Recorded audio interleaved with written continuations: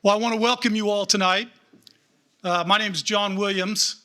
I'm going to try and keep to the script here that Margita gave me, but no guarantees. I have the privilege of serving as the chairman of the board for the Orange County Community Foundation, who's hosting the event today.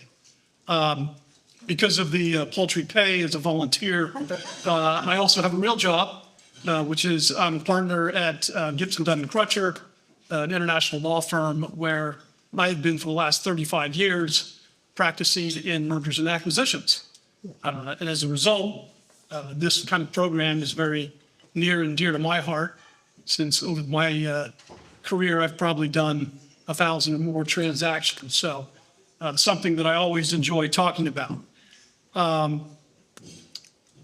During the course of my career and doing many deals, a lot of times I represented public companies or private equity, but I also got to work with a lot of founders with the sale of their companies. And honestly, that was, to me, one of the more rewarding parts of what I did. And part of it's because it's much more personal when you're a founder selling your business. And so as opposed to being simply a legal advisor, I also found myself as a business advisor and sometimes as a priest. But anyway, it's exciting to have such a great turnout with all of you today. I'm told that the audience today is about a third business owners, about a third advisors to business owners, and then a mix of other community organizations, investor community, other foundations. So welcome you all to join us today. Let me just point out that we have some of our key leadership here. Shelley Haas, our CEO of 25 years. So our objective today is really to share some experiences and to learn from some others who have sold their businesses or have advised those in selling their businesses. We hope to provide some insights, tips, and lessons learned so that you can make best decisions for yourself personally. Now, on the little script that I was given, there was a thing that says, add some insights and tips from your experience. Now, if I were to really want to do that, there would be no time for the panelists, so I'm going to limit myself to just 2 points that I think are incredibly important. The first one of those is pre-planning. Having witnessed this many, many times, I can tell you that almost every deal that I've been involved with has something in common, and that is that the outcome and the value are shaped long before that letter of intent gets signed.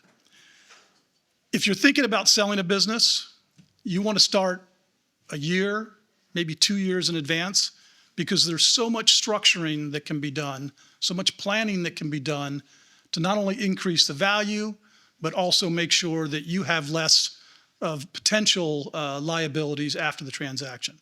There's also some charitable planning that you can do, which allows you to pay the government less and donate more of your funds. So that's obviously a huge benefit. The second point that I would make is that I think founders often underestimate the personal nature of selling your business. It's really not just a financial transaction, it's a life transition. I've had the good fortune of staying friends with a number of the founders that I have worked with over the years. And I can tell you that you definitely want to give some thought to what life looks like after you close your deal.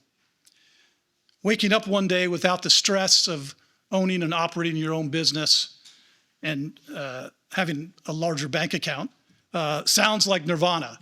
But I will tell you, after having witnessed this many times, that the transition from one side to the other can really be jarring. You wake up all of a sudden with a very different life than you had the day before you sold your business. And so that thoughtfulness and that planning and preparing yourself, I think, is hugely important. So this afternoon, Margita Labard, who's our Senior Director for Philanthropic Strategy at the Foundation, she'll be moderating our panel. And after that, we're going to hear from Matt Petrosky, who's with Armanino, a CPA firm, and he's going to talk about some tax advantage strategies that you can use during an exit. So with that, Margita, I'll turn it over to you.